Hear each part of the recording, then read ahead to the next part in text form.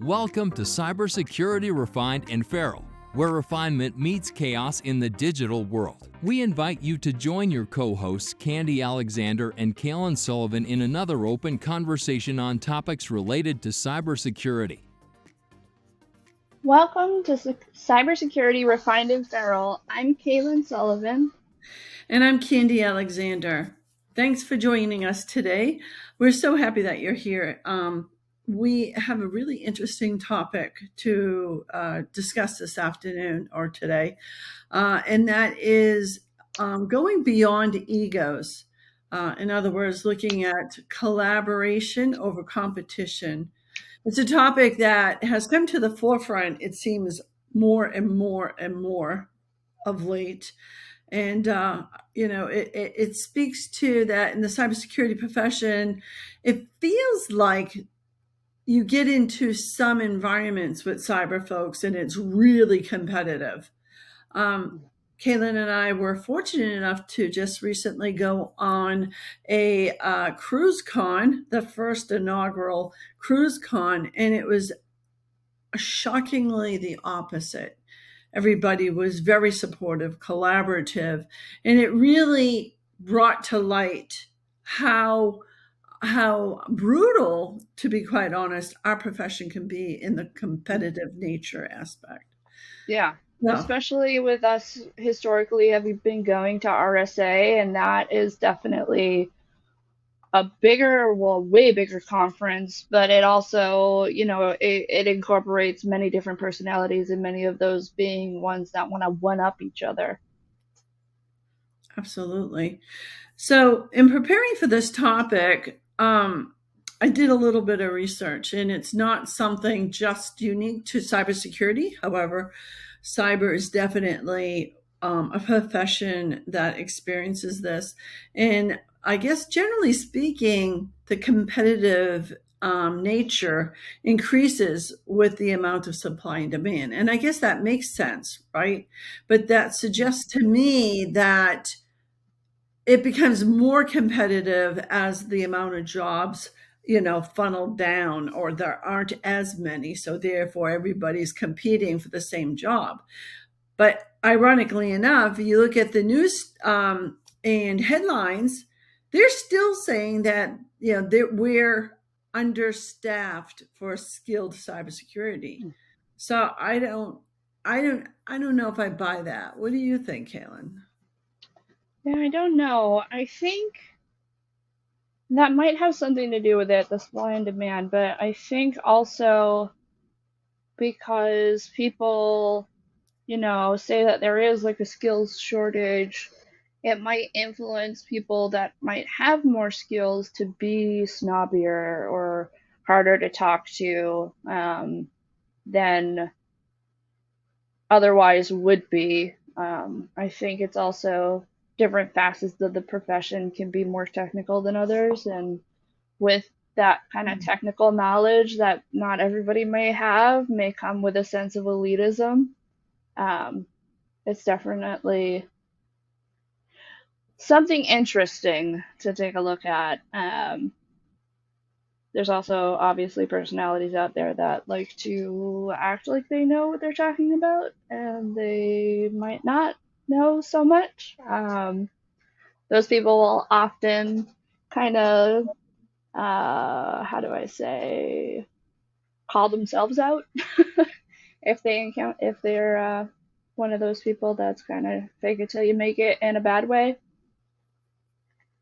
Yeah, I think you did hit on something that I want to pull out of that, and that's the tech folks, because um you know I grew up in this profession. Truly, I grew up in engineering. I mean, true engineering, and they're tough nuts to crack, and they are elitist. They think, their knowledge is superior, so therefore they're superior.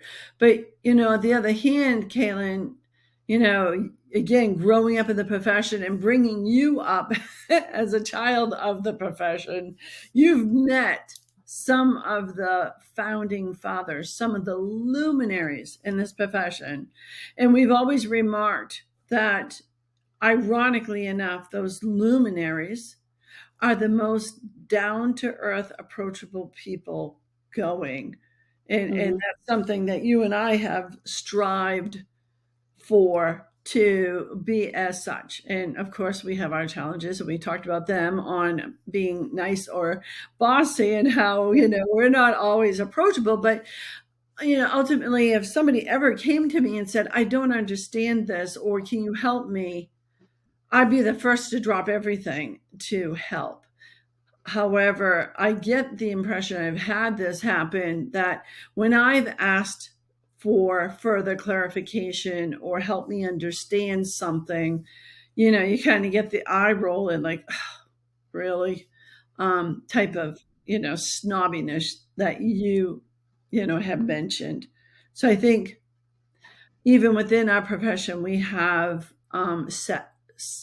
sections, or whatever, that are of different attributes. Yeah, yeah. And not saying like all engineers are like that, obviously. Because I know quite a few engineers that are actually really, really helpful. And like I think I said in our intro episode, like one of the downfalls of being a engineer is the more you learn about, the more you realize you don't know. So being humble, I think, is also a soft skill that a lot of people need to have that don't necessarily have that.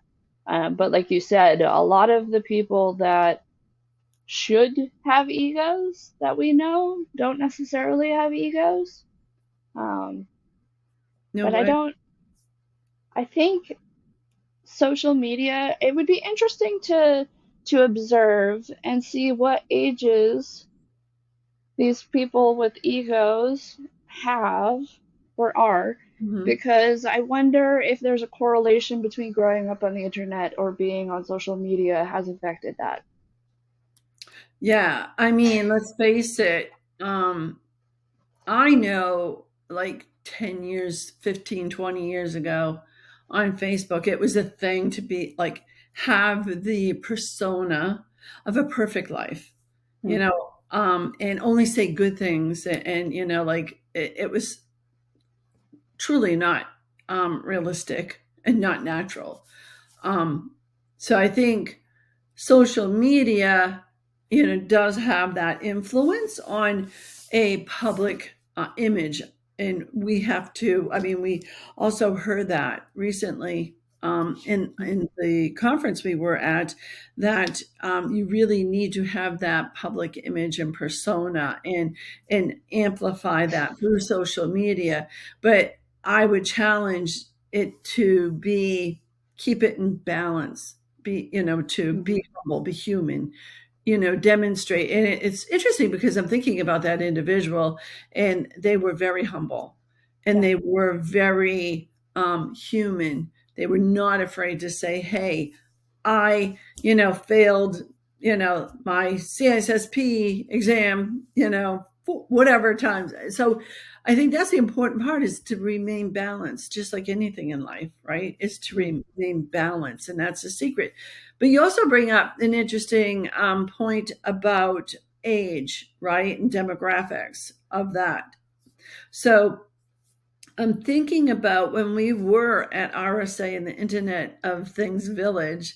I was intimidated because it's been many years since I've been hands on and have hacked things, Hmm. and we sat down to that table, and those young men were really gracious and very fostering of, this is how you do it. And, like, I was like, really, feeling out there. And they were Yeah. so sweet and say, no, this is how we do it and whatnot. So I think your younger generations than me are more humble, and they're more inclusive, just by Hmm. perhaps growing up in the DEI environment. I don't Hmm. know. But I look at the other end of the spectrum of, folks that have been doing this profession for a long time, and ironically enough, not naming names, and I'm not suggesting any individuals, but generally speaking, it's like I've been in this a long time, and therefore I demand respect or Mm. whatever. And it's like respect is always earned, and it Yeah. has to be given before it's received. Hmm. What's your take on the generational aspect of shall we say egotistical tendencies? Yeah. Thinking about it more, I could see like younger-ish people like having that ego just as like a defense mechanism for not knowing everything, as just like they're defensive about what they do know, so they're going to project, right? And then for like the older people that have been in the profession for a long time, it might just be that could just be their personality, is like, yeah, I'm better than everybody else. I it's a really interesting thing. I could see it going both ways, and like one generation obviously isn't more snobby than the next. It's, you're gonna run into every different types of people within generations. Um, yeah, I don't. There was somewhere else I was gonna go with that, and I completely ADHD completely forgot. Oops. We'll talk. I'll just jump in if I remember it. Yeah. Yeah, I mean, because I mean, that's one of the underlying tones of our podcast here is sure, I've been in this profession for my whole life. It seems my adult life anyway. And you've grown up, but you're 5 years in. But the whole premise of our and undertones of our podcast is we're learning from each other, Mm, right? No matter how experienced an individual might be, you still have things to learn. yeah. Those lessons can be from somebody 5 years in or whatever. So, that goes back to, getting beyond the egos. I think if we had a magic wand and could just like bing, all egos are gone, and have people focus on the collaboration and imagine what an awesome world it would be if we could all just help each other along, right? Mm, And it goes back to something else we talked about during that cruise con. I think it was during Larry Whiteside's presentation about diversity. Is like years ago at Digital, diversity was in personality traits. The Myers Briggs, mm, testing, if you will, in that a good team was made up of those four quadrants, or those four personality types: outgoing, and those that were introverts and extroverts, and like all of that. um, I think if we could recognize the need to complement each other mm, and pull out those things that we may have as a deficit or as a challenge. mm. Yeah, well-rounded team. Yeah. Yeah, yeah. Interesting. I took a Myers-Briggs test. I am an INFJ. What are you? I don't remember. That's how long it was, but I'm pretty. Yeah. I know I'm an introvert, believe it or not. Which that was a point that I spoke about in our women's lunch at the cruise con. It's like Mm, I grew up being and inherently am an introvert, and I've learned to overcome that through my life experiences and emulating those that I, really respected. mm, So, I guess you don't have to stay what you were born as. You can, grow and morph. Isn't that the mhm, beautiful thing about it? Let's take a moment and let's go back and talk about again, how did we get here? And again, I mm, think we look at I think the LinkedIn culture is it can be toxic. I can tell you. Remember, we had conversations. It's like LinkedIn. I looked at all these people, and it's like I am such a I'm such a failure, because like look Yeah. at them, they're brilliant people, blah blah blah blah, and it's like I am such a slacker, and it's like when I disconnect myself from it, it's like wait a minute, Yeah. I am not, but it's like I hyperinflate the reality or the reality, sorry, of it. um Yeah. I It's think that, almost like they have marketing skills, which I mean, it's not a bad thing, but we're talking about people that are bringing it to the extreme, right? mhm. And are like there's one story I will never forget.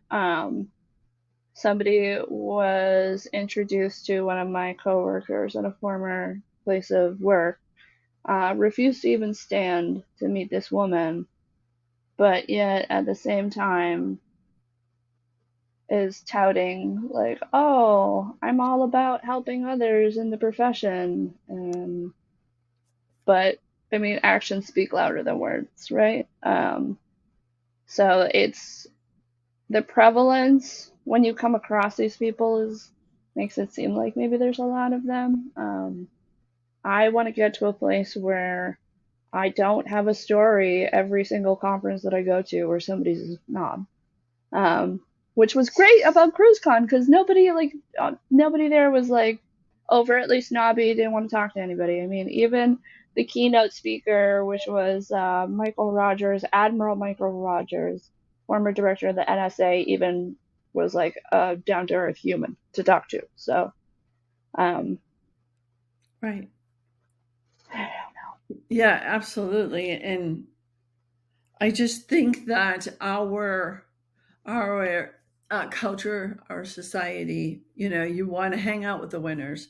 So that's why, like, if you project yourself to be extremely successful on LinkedIn, you want to connect with that people because you think that the limelight's going to rub off on you or whatever. But I think another thing that was mentioned on the branding session.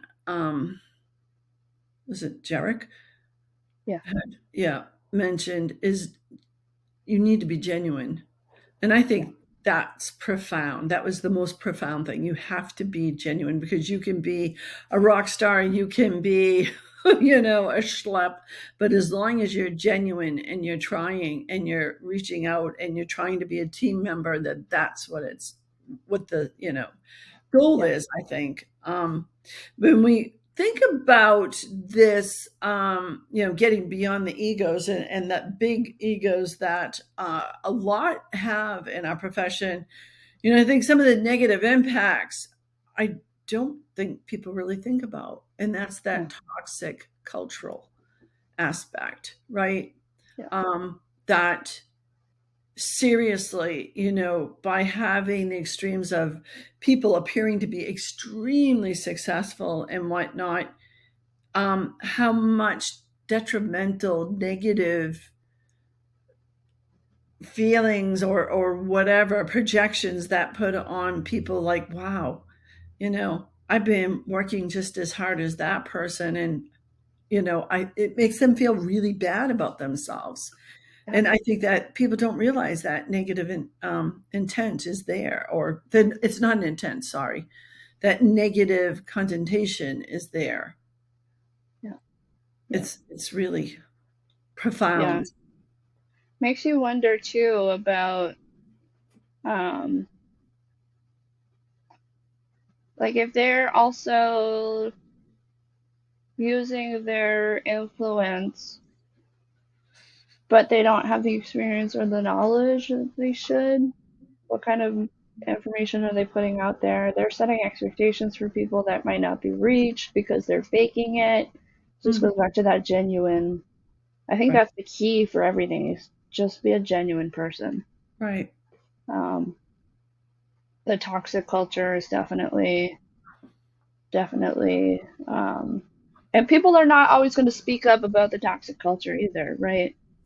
Um, especially if it's about against somebody that's powerful or exudes power, right. because then they're not going to feel comfortable enough to be like, hey. That's not right. Well, I know as well, and we're just publishing this episode on state of the cybersecurity profession. Um, Professional burnout and stress is huge in cybersecurity. I mean, it's bad enough for what it is, right? Our day to day job, right? The high demands, it's thankless. You're the one to blame when everything goes wrong. When everything goes right, you're You invisible. hear nothing. Yeah, it's Right. crickets. So then, you go on and you turn to your tribe, your security peers and whatnot. You go into LinkedIn or even professional associations or Hmm. meetups and regardless, your peers. You turn to your peers for support and to get some comfort and understanding, and only to see, no matter how hard you worked, you're not as good, not as successful as that person or whatever. And so Yeah. that you put more stress on yourself to be as successful. And reality is a different thing. As we mentioned, you said, make it, fake it till you make it type deal. And how many people you really wonder have really made it, as they project, not saying that people are being, deceptive, Yeah.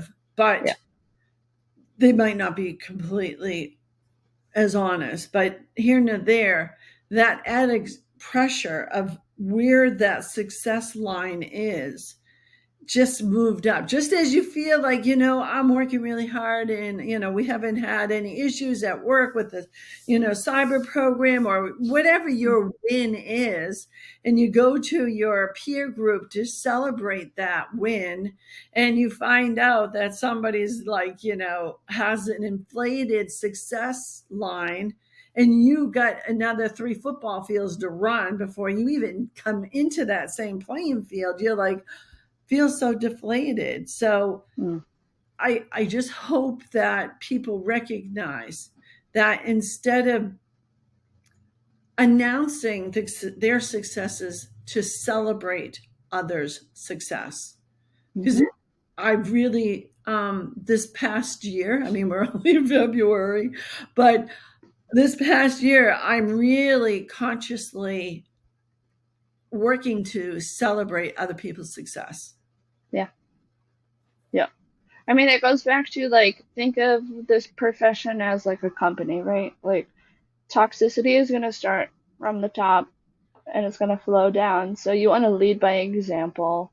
If you're an influential person within the cybersecurity profession, you want to like be approachable, well, as approachable as you can be. I know like you and I were like when we get really passionate about something, we might not come off as approachable, but like always wanting to help people, especially for entry level people, they might get intimidated by some of these big egos, um, which can, I mean, that's a downstream effect of the cybersecurity skills shortage, and they could be too intimidated to even try and talk and approach people. But I mean, there's always people out there like I really try and be available if Mhm. anybody needs help or advice. Um, I know you do the same thing, so it's also looking for those other connections. Absolutely. So I think that's it, is that we are, the proverbial village, right? We Mm. are that village and we are that community. And in my opinion, we are only as successful as the majority. Yep. And when we look again at our studies of our profession, with the high level of, abuse of alcohol and drugs, when we look at Hmm. the high level of stress, the high rate of turnover, all of that, we aren't really supporting each other. And that it goes back to, again, if I go off and inflate my success, how badly does that make others feel? And is that really what we want? Yeah, we're almost doing a disservice to other professionals. Yes, Yeah, absolutely. yeah, Absolutely. And as you mentioned, for those that are looking to get in to the profession, it's it's tough as it is, right? I mean, we always talk about that entry level position that requires 3 to 5 years experience. So, like, why are we adding to it this toxic culture when we should be, really, again, collaborating and lifting each other up? trying to be as welcoming as possible. Yeah. Right. No gatekeeping. Yeah, I hate that shit. Oh, sorry. Excuse me. Yeah. Beep.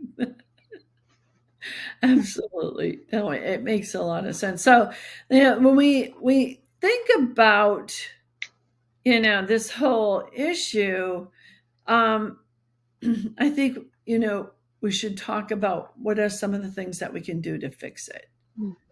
So, again, I've, more or less taken on the vow, the attempt to really praise and recognize other people's successes. Um, Yeah. that's important. It really is. It is a success of a peer of mine. Is a success for us all in the profession. Yeah. Yeah. We need to look at it more like that than I've done all of this. Like, it's great for you to celebrate your own wins, but not and at the detriment of the rest of, you know, everybody else. Um, I think like I said before, the key is to being genuine and understanding other people, like trying Empathetic. to foster, yeah, in human connection, understanding everybody else is human, everybody makes mistakes, everybody doesn't know everything. I know some of you think you know everything. I certainly don't. I'm one of the first ones to be like, I don't know the answer to that, or hey, I broke that. Who can help me fix it? Um, just being humble and human, I think, is one of the best things we can do. Absolutely. I think as well. Um, it starts with leadership too, as you had mentioned, right? So those who may be listening, who consider yourself a leader in our profession, to start with that first step of being humble and approachable and all of that, and encourage others as well to lift each other up, with And do it genuinely, not to self-serve, right? That's the most important part. yeah, Is not, oh, look at this, but actually I'm doing it because I can get more views or whatever on LinkedIn. right, exactly. um I think another is, um, when we look at the the culture, right? How do we make that change? And we need to make it go viral, if you will, Mm. like on LinkedIn.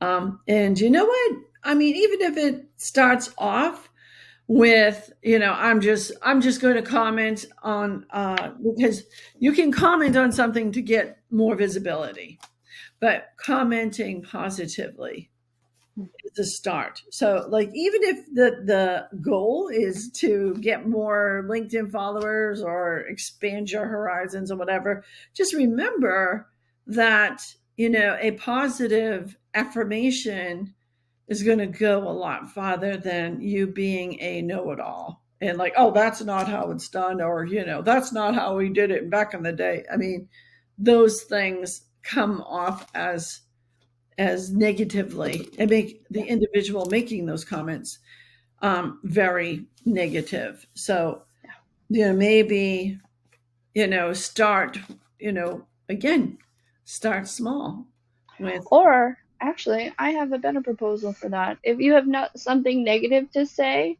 and you consider yourself a leader and it's somebody that might not be a leader in the space, why don't you message them personally instead of publicly calling them out?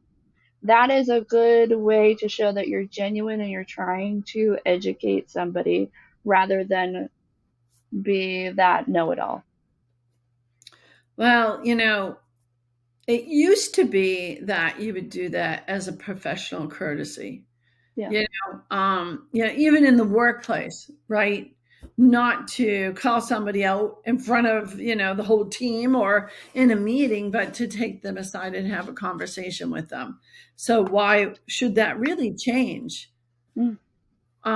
in the virtual world that we live in? And so I absolutely agree. There's no need for that, because the other thing again is, by doing that, the person taking that action it's actually very negative on how it comes Mhm. back on you. You're the one that looks like you're the one with the problem or whatever. So, if you're really truly looking to help that individual, keyword help that individual, then reach out and Mhm. say, hey, there might have been a better way to approach that situation you were in or whatever.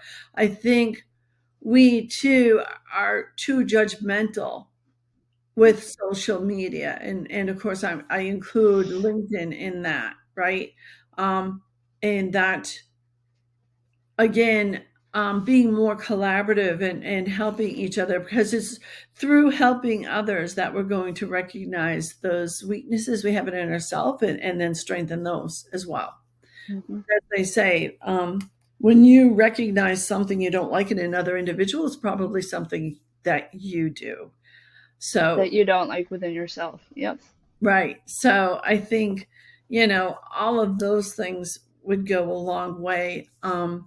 And I think it really also speaks to not relying just on social media. Um, I've noticed, and you've noticed, right? A lot of communities are popping up in non traditional venues, shall I say, like Slack. Um, you Mm-hmm. know, meetups, sure, but COVID had an impact on their success and participation, but even on like Slack groups or whatever. But find your community, find your tribe, and if you go to try and join a group and it just doesn't feel right, stop and ask yourself, is it me, is it what I'm projecting, or is it really somewhat uncomfortable, and therefore find a new group, you know Yep. because not everybody's going to get along with everybody. There's going to be nuances, but it's just being Mm-hmm. respectful and genuine, right? Mm-hmm. Yep. 100%. Well, I certainly hope that this conversation was helpful to some. I know just recognizing it and talking about it with you, Cailin, has helped reaffirm some of the things that I feel, and I have vowed to recommit to be positive and uplift and, celebrate those successes of my colleagues in the profession. Um, any parting words or thoughts that you have in our closing? Um, Probably if you see people with egos that you don't think deserve them, just ignore them online. And instead lift up those voices by supporting them via likes or replies or whatever for the people that you think do deserve it instead. Those would be my parting words. And be a genuine human, not a robot. Yeah, good points. Good points. So, we hope that you found this conversation insightful. We would really like you to share your thoughts and comments with us in the comment section below. As I'm trying to talk here, don't judge. And then, of course, we would really be honored if you gave us a thumbs up and subscribe to our YouTube channel. We're also on Apple and Spotify, so feel free to subscribe to those as well. And with that, I'll just offer this reminder. Until next time, stay secure, stay refined. And don't be afraid to get a little bit feral. Thank you, everyone. Bye.